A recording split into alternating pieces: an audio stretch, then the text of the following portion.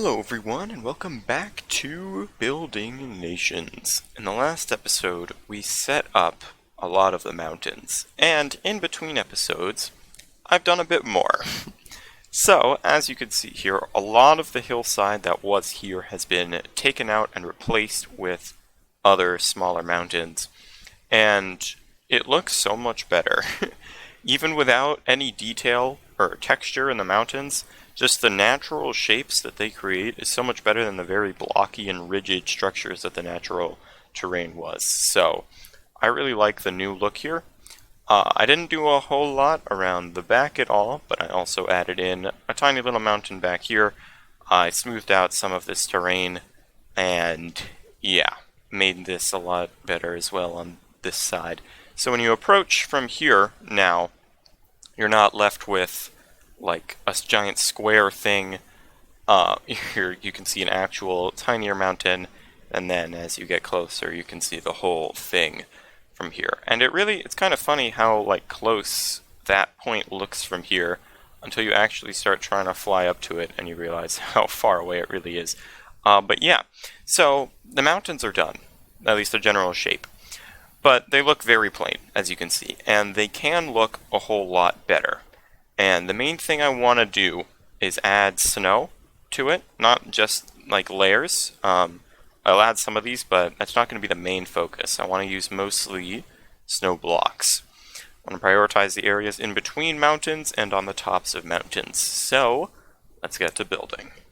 Alright, when building this, my main strategy, I guess, was to put stuff on the top of the mountain, like a couple of layers, and then add trails going down from it, just to kind of show that the snow was running off a bit. I tried to make it so that the trails funneled into the spaces in between mountains, because that's how it would work. You know, the snow falls off the top of the mountain and ends up in the space in between the mountain. And the effect that makes is really cool. I really like the way the falling snow from the tops ended up looking. You can see on the second mountain from the left, there are some snow layers on the stone there. Those were just there, and I never took them out. I thought about adding them in other places, and I just didn't. I don't think they do add some stuff, but not a whole lot. And you can see I tried experimenting with some snow layers on that one mountain as well, but I eventually decided to get rid of those because I did not like the look they created. It just wasn't doing it for me. The snow coming off of the top is very solid, and the snow layers on every block just does not look as good as the snow covering things. I tried to preserve some of the stone underneath it as well, just to make it seem more like it's falling and not just like it is a solid line from the top to the bottom as well. It really just makes more sense to not be a complete solid straight line, but to have some spaces in it as well. Especially if it's a really steep drop. I want to make it fill the space, but not in a way that creates where it just seems unnatural. I also put snow on the flat areas, just because that's another place snow would naturally pile up, and it looks good to have it there as a way of showing that.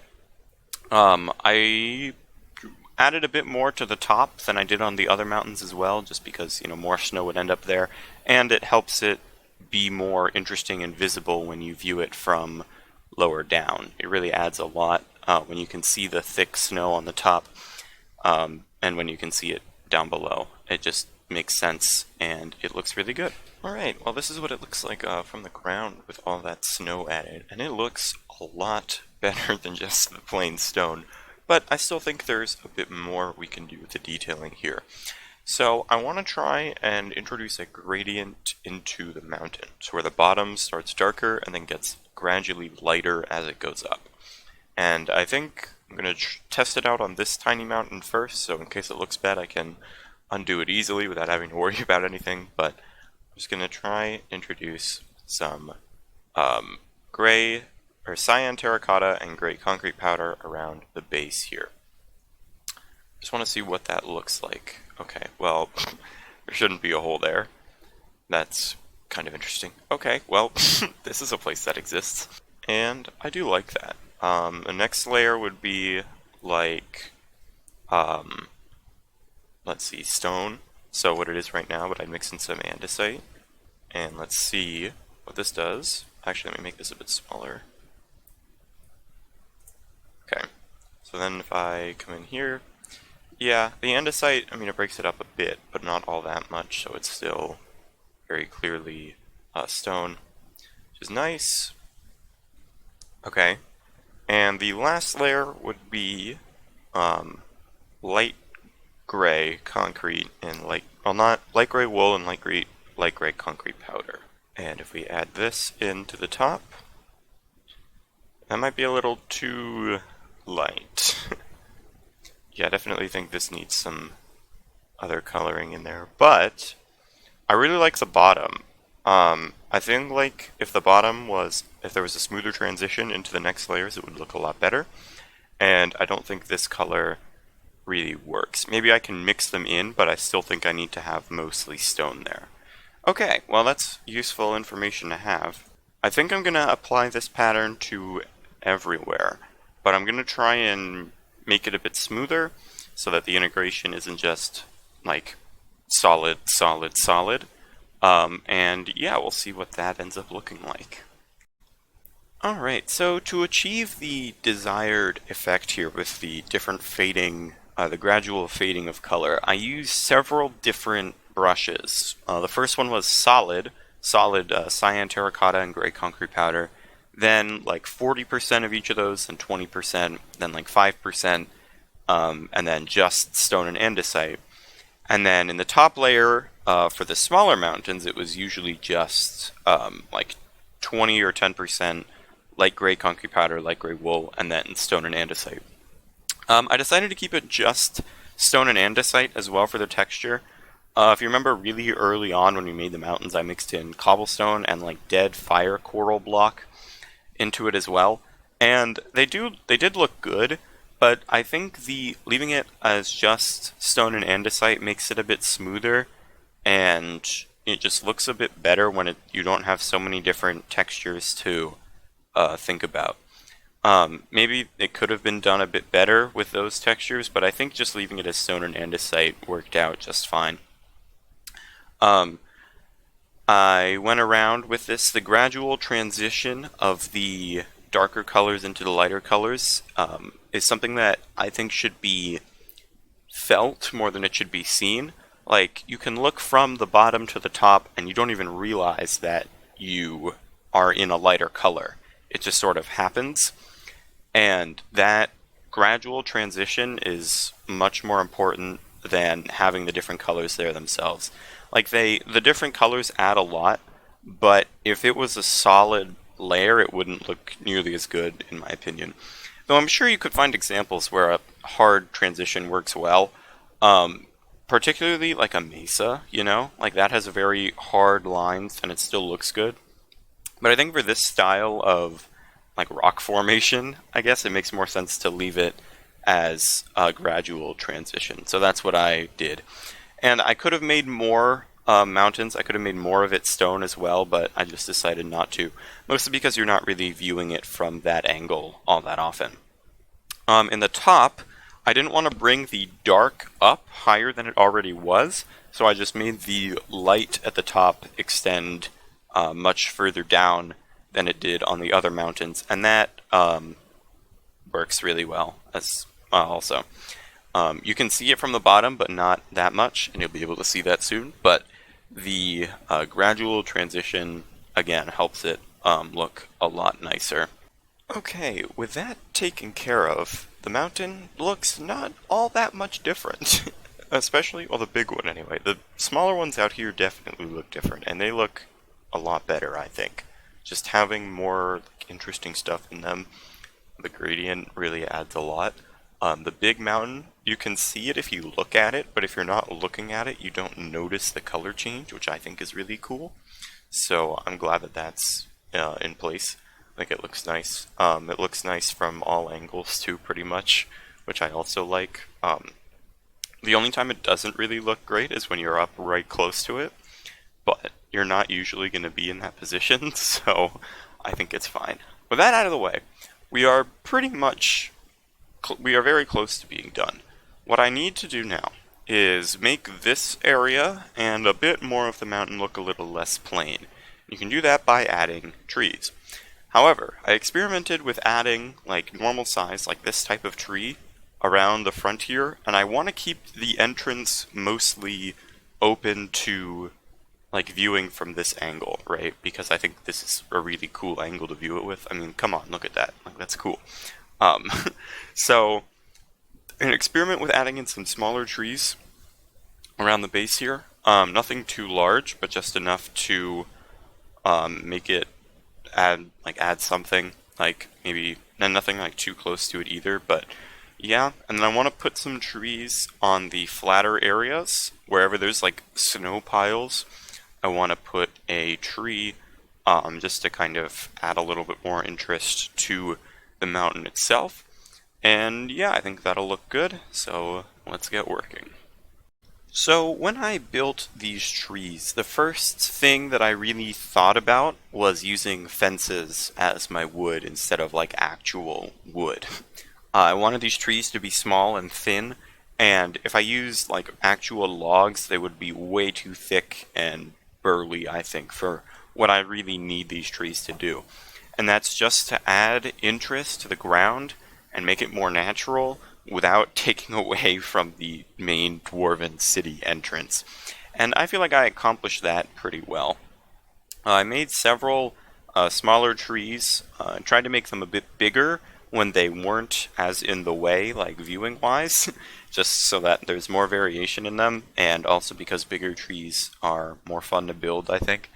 I put snow down there, and that snow will come back later as well, because I think it looks good to have. It just makes sense for the mountain biome to be covered in snow, even though I didn't cover the mountain itself in snow, but yeah, that's beside the point. I did cover the trees as well.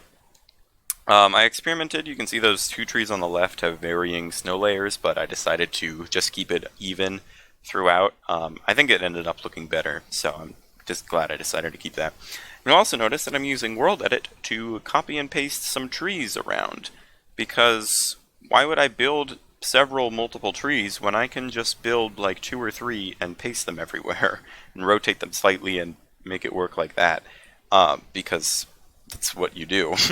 And it makes it easier, and you can't really tell either because they're so like random in themselves. So yeah. Underneath the trees, you'll notice that I use a mixture of podzol and coarse dirt. I think it makes sense. Like, the trees are growing in a natural but also dried out area, and they are blocking the snow from hitting the ground beneath them, which is why that isn't covered. Now you can see down there also, I left a lot of that space open, and that is mostly because I intend on putting a path in that area that goes to the unnamed city that is currently being built like 1,000 blocks away from here. I do want to make a path there eventually, but that will not be done today. It won't be done tomorrow. Don't know when it'll be done, but at some point. The trees around the outside of the mountain, like on the mountain itself, also add a lot. They are a bit of color to help like keep it interesting, but they're not so much that it just seems unrealistic. So I like that a lot. I got rid of the floating mountain formation there and this tiny little mountain, mostly because I wanted a better viewing angle of the entrance. Like, they were just kind of in the way, so I got rid of them. Good life lesson there. I got rid of that little side mountain as well. I debated turning it into an actual mountain, but I'm like really ready to just be done with this place, so I just decided to get rid of it entirely. And it still looks good. The snow covering definitely helps. It makes it look a lot nicer. And then, because I didn't know how far I wanted to go with it, I kind of just made like little bursts. And with that all completed, it looks like we're done. I can't think of anything else that I want to add to the outside, at least for right now. Obviously, I could do more, like extend this sort of snowy area with the trees all the way around the base here, all the way around the outside. And at some point, maybe I will, but you're not going to realistically view it from this angle all that often. I really just wanted it in place so that it didn't look, bad when I was looking at it and building it.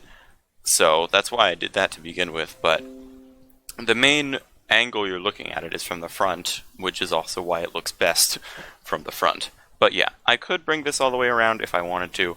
I don't think I will right now, but I might at some point in the future. Inside is also done. We finished that a long time ago.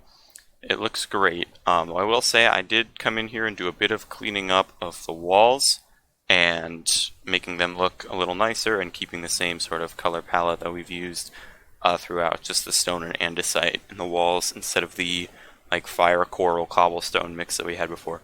I am keeping the roof with the cobblestone just because I like it there, but not in other places. Here's the back here. I also added in some redstone lamps in the back here, which you don't notice when I'm viewing it like this, but you'll see why those are there in a second. And I made this a bit smoother as well, just because it needed it.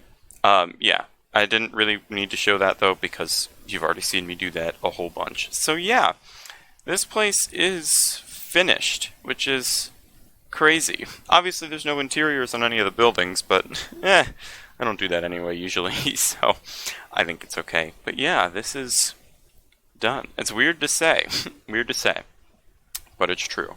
And we can take a better look at it as well. And now we have shaders on. And it looks, you can see this mountain, oh dang, that's a pretty nice mountain. But as you get closer, you see the trees come into view, and then bam, what a sight. This is absolutely insane, the way this looks. It's so cool. I am so proud of this thing, just the way the mountains come together. I think I definitely like it more outside than actually going inside, but I do still think inside is cool. You got the Weeratinks over here, those redstone lamps making that back area lit instead of just being completely shrouded in darkness like it was before. There is a weird patch of daylight here. I have no idea why. It's very strange. But yeah, you can look around at the rest of it. You can't really see the texture in the walls at all, which is okay, but the roof looks great. See all this stuff, the houses here. It's all so nice, and it's just so cool to think that we finally finished this thing. It's been 2 years since the start, which is kind of crazy to think about. Well, almost 2 years. Hasn't been exactly 2 years quite yet, but it's pretty close, so the fact that it's done now is really, really cool. So yeah, I think with that, I'm going to leave this here. Leave a like and subscribe if you enjoyed. Leave a comment any feedback you have for me. The time-lapse of this, the full time-lapse will be coming out soon. So be ready for that. And I will see all of you later. Bye.